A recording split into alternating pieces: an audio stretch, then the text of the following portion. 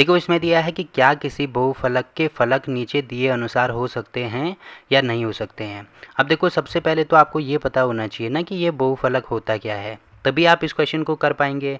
तो सबसे पहले इनके बारे में समझते हैं, उसके बाद हम इन क्वेश्चनों को करेंगे तो आपको बहुत अच्छे से ये चीज़ समझ में आ जाएगी। जैसे बहुफलक क्या होता है, यहाँ पे पिरामिड दिया है तो पिरामिड के बारे में जानेंगे, उसके बाद प्रिज्म दिया है तो प्रिज्म के बारे में जानेंगे। तो एक एक करके पहले इन सारी चीज़ों के बारे में डिस्कस करते हैं, ठीक है। तो सबसे पहले आता है बहुफलक। तो सबसे पहले आता है बहुफलक। अब देखो बहुफलक जैसे आपको नाम ही से पता लग रहा हो, बहु का मतलब होगा बहुत सारे और फलक का मतलब होता है फलक, मतलब जिसमें बहुत सारे फलक होते हैं उसको हम बहुफलक कहते हैं। अब ये फलक क्या चीज़ होती है, देखो फलक का मतलब होता है भुजाओं से बनी हुई बंद आकृति को हम फलक कहते हैं। तो भुजाओं से घिरी हुई बंद आकृति क्या होगी, जैसे अगर मैं केवल पहली भुजा ये बनाता हूँ, दूसरी भुजा ये बनाता हूँ, तो ये बंद आकृति नहीं है ना, इसका मतलब इसको फलक नहीं कह सकते हैं। तो यहाँ पे अगर मैं इसको मिलाता हूँ तो ये बन गई एक बंद आकृति, और इसको क्या कहेंगे फिर, फलक कहेंगे, ठीक है, क्योंकि भुजाओं से बनी हुई है और बंद आकृति है, इसीलिए ये इसका फलक हो गया। वैसे अगर मैं यहाँ पे ऐसे चतुर्भुज बनाता हूँ तो ये भी आपको दिख रहा होगा, चार भुजाओं से घिरी हुई बंद आकृति ये है, ये भी फलक हो जाएगा। वैसे अगर मैं पंचभुज बनाता हूँ तो ये भी बंद आकृति है, इसीलिए इसको भी हम फलक कह सकते हैं। अगर मैं षटभुज बनाता हूँ तो ये भी बंद आकृति है और क्या है, इसको इसीलिए इसको फलक कहेंगे। तो फलक में आपको केवल ये ध्यान रखना है कि इसमें भुजाओं से घिरी हुई, देखो भुजाएं होनी चाहिए, भुजाओं का मतलब जैसे रेखा वाली आकृति होनी चाहिए, ठीक है, इसीलिए तभी इसको हम फलक बोलेंगे, अन्यथा फलक नहीं बोलेंगे। पहली चीज़ ये आपको ध्यान रखनी है।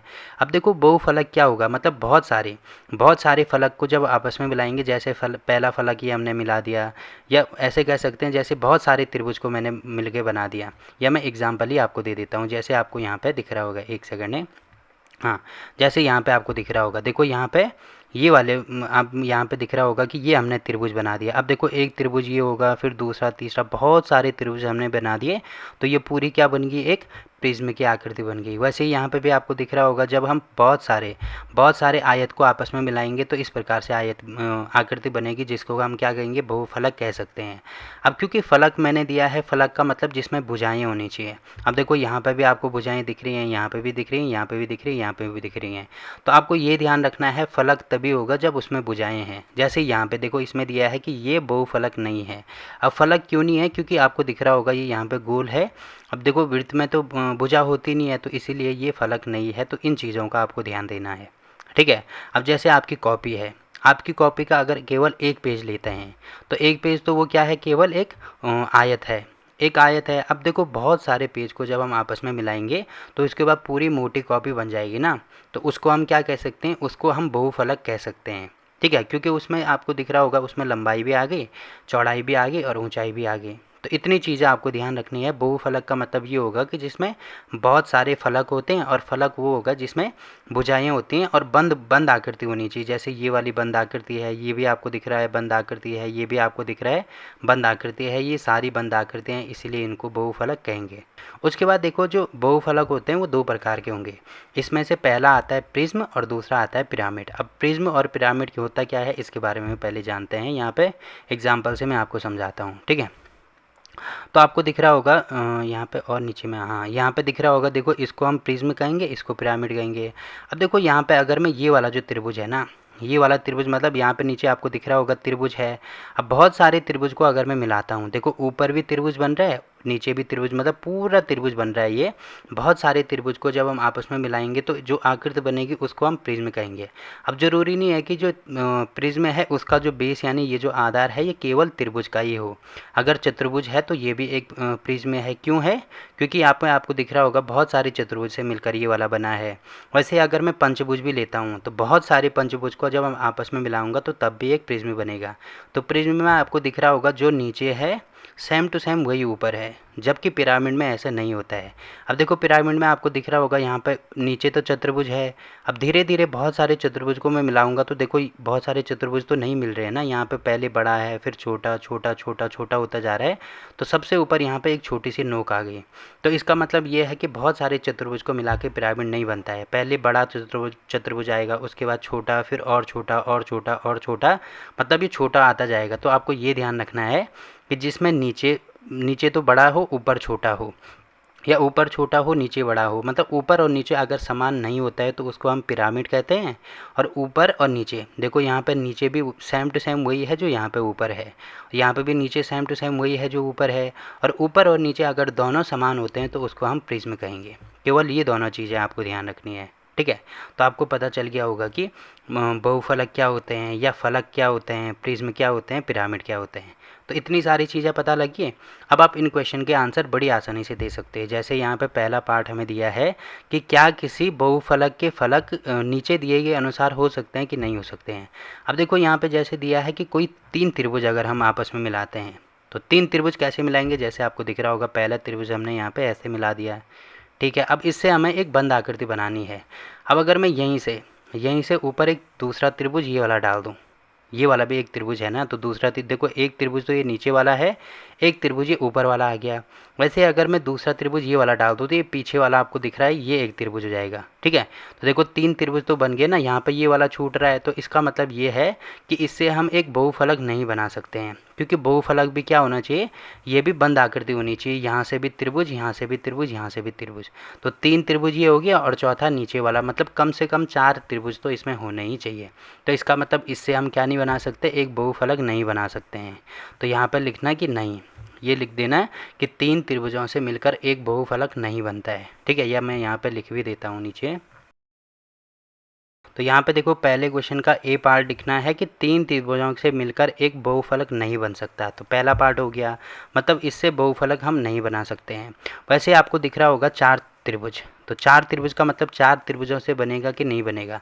तो अभी मैंने आपको दिखाया ना कि अगर मैं सबसे पहले नीचे एक त्रिभुज लेता हूँ, तो पहला त्रिभुज ये वाला मैंने ले लिया, फिर यहाँ पे एक त्रिभुज ऐसे बना दो, ये मैंने पूरा ये ऊपर है इसका, ठीक है। एक त्रिभुज मैंने ये वाला बना दिया, एक ये वाला हो गया। उसके बाद अगर मैं इसको भी मिलाता हूँ तो एक ये पीछे वाला त्रिभुज हो गया, और उसके बाद एक ये वाला सामने वाला त्रिभुज आपको दिख रहा होगा। तो ये ऐसे साइड से दिख रहा है, ये साइड से आपको दिख रहा होगा, एक त्रिभुज ये, एक पीछे, एक ये सामने, 3 ये हो गए, और एक नीचे चौथा। तो इससे बना सकते हैं। तो यहाँ पर लिखना इसका जो बी पार्ट हो जाएगा वहाँ पर लिखना हाँ। तो यहाँ पे लिख देना हाँ, 4 त्रिभुजों से मिलकर एक बहुफलक बन सकता है, ठीक है। अब यहाँ पे अगला पार्ट तीसरा पार्ट दिया है कि एक वर्ग और 4 त्रिभुज हमें लेने हैं। तो ठीक है, एक वर्ग ले लो। सबसे पहले अगर मैं यहाँ पे इस प्रकार से एक वर्ग लेता हूँ, और यहाँ पे 4 त्रिभुज ऐसे लेता हूँ, पहले ये वाला और ये वाला, मतलब ये दोनों त्रिभुज हमने ऐसे मिला दिए, मतलब ये ऊपर से आपको दिख रहा है, ये आपको ध्यान रखना है, ठीक है। फिर इसको भी मिला दो और इसको भी मिला दो, तो आपको दिख रहा होगा एक त्रिभुज ये वाला है, एक त्रिभुज ये वाला, एक त्रिभुज ये वाला, एक ये वाला, तो 4 त्रिभुज हो गए, और साथ में नीचे आपको वर्ग दिख रहा है। तो इसका मतलब इससे भी हम एक क्या बना सकते हैं, बहुफलक बना सकते हैं। तो यहाँ पर लिख देना हाँ। तो यहाँ पे हमने लिखा हाँ, 4 त्रिभुजों और एक वर्ग से मिलकर एक बहुफलक बन सकता है। तो आपको दिख रहा होगा पहला क्वेश्चन यहाँ पे कंप्लीट हो गया, ठीक है। वैसे ही सेम टू सेम दूसरा पार्ट देखो यहाँ पे क्या दिया है। दूसरा क्वेश्चन हमें ये दिया है कि क्या ऐसा बहुफलक संभव है जिसके फलकों की संख्या कोई भी संख्या हो सकती है। तो देखो मैंने अभी आपको बोला ना कि बहुफलक कब बन सकता है, तभी बन सकता है जब कम से कम 3, मतलब आकृति कम से कम 3 त्रिभुज हों या उससे ज़्यादा होने चाहिए। अब त्रिभुज हो चतुर्भुज हो उससे कोई फ़र्क नहीं पड़ेगा। तो यहाँ पे इसकी आकृति जो है कम से कम 3 से ज़्यादा होनी चाहिए। तो यहाँ पे लिखेंगे यदि फलकों की संख्या 3 से अधिक हो, 3 से अधिक अगर हो तो एक बहुफलक बनाया जा सकता है। क्योंकि बहुफलक बनाने के लिए कम से कम 4 फलक हमें चाहिए होते हैं। और फलक का मतलब अभी मैंने आपको बोला ना कि बंद आकृति होनी चाहिए। फलक का मतलब चाहे वो त्रिभुज है तो ये भी एक फलक है, चाहे वो चतुर्भुज है तो ये भी एक फलक है। अब देखो जब तक यहाँ पे पहला फलक ये हो गया, जब तक यहाँ पे दूसरा फलक ये हो गया, तीसरा ये हो गया, चौथा ये हो गया, तो जब तक 4 फलक नहीं मिले आपस में तब तक हम बहुफलक नहीं बना सकते हैं, ठीक है। तो बहुफलक में फलकों से बनी हुई बंद आकृति को हम बहुफलक कहते हैं, ये भी आपको ध्यान रखना है, ठीक। तो ये चीज़ होगी। देखो दूसरा क्वेश्चन भी हो गया। अब तीसरा क्वेश्चन मैं आपको यहाँ पे बता देता हूँ। तो देखो तीसरे क्वेश्चन में आपको दिख रहा होगा यहाँ पे दिया है निम्नलिखित में से कौन कौन प्रिज्म है। अब देखो प्रिज्म तो अभी मैंने आपको बोला ना, प्रिज्म में क्या होता है, ऊपर भी और नीचे भी, मतलब नीचे और ऊपर इसका बेस और टॉप दोनों बराबर होते हैं, सेम होते हैं, जैसे आपको यहाँ पे दिख रहा है। तो यहाँ पे देखो इसका टॉप तो गोल में है और यहाँ पे ये वाला गोल नहीं है, मतलब गोल तो है बट यहाँ पे मोटा है, यहाँ पे भी मोटा होना चाहिए। अब क्योंकि प्रिज्म किससे मिलकर बना होता है, फलकों से मिलकर बना होता है, और फलक भुजाओं से मिलकर बना है। तो ये जो कील है ये भुजाओं से मिलकर बनी है क्या, बिल्कुल भी नहीं बनी है। इसका मतलब ये प्रिज्म नहीं होगा। तो यहाँ पे लिख देना नहीं, ठीक है। अब जैसे ये वाला आपको दिख रहा होगा तो ये भुजाओं से मिलकर बना है। नीचे आपको दिख रहा होगा ये षट्भुज है ना, तो षट्भुज भुजाओं से मिलकर बनी हुई बंद आकृति है, इसलिए हम इसको फलक कह सकते हैं।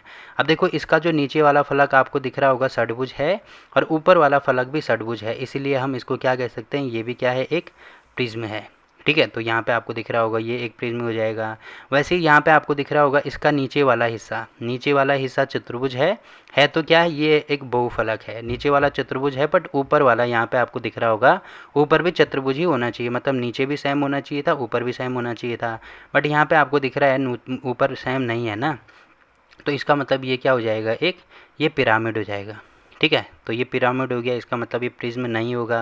अब वैसे ही सेम टू सेम आपको दिख रहा होगा यहाँ पर नीचे इसका क्या है, ऐसे वर्ग है तो ऊपर भी वर्ग है, तो ऊपर और नीचे दोनों बराबर हैं, इसका मतलब हम कह सकते हैं कि ये एक क्या है, प्रिज्म है। तो यहाँ पे लिख देना प्रिज्म। ठीक है, तो प्रिज्म कौन कौन से हैं, एक तो ये वाला प्रिज्म है, एक ये वाला प्रिज्म है, जबकि ये वाला पिरामिड है। तो ये चीज़ आपको समझ में आई होगी। प्रिज्म क्या होता है, जिसमें नीचे और ऊपर सेम टू सेम होता है। अब देखो जैसे हमने एक बेल ये बना दिया, सिलेंडर बना दिया, तो ऊपर और नीचे यहाँ पे ये सेम है, बट इनको हम प्रिज्म नहीं कह सकते हैं। ठीक है, क्योंकि यहाँ पे प्रिज्म जो होता है किससे मिलकर बना होता है, फलक से मिलकर बना होता है। अब आगे हम ऐसे डिस्कस करेंगे कि ये जो गोल आकृति है ना, इसको हम भुजाओं से कैसे बना सकते हैं, इसके बारे में भी अभी डिस्कस करेंगे। जैसे क्वेश्चन नंबर 3 तो हो गया। अब देखो क्वेश्चन नंबर 4 क्या दिया है इसमें।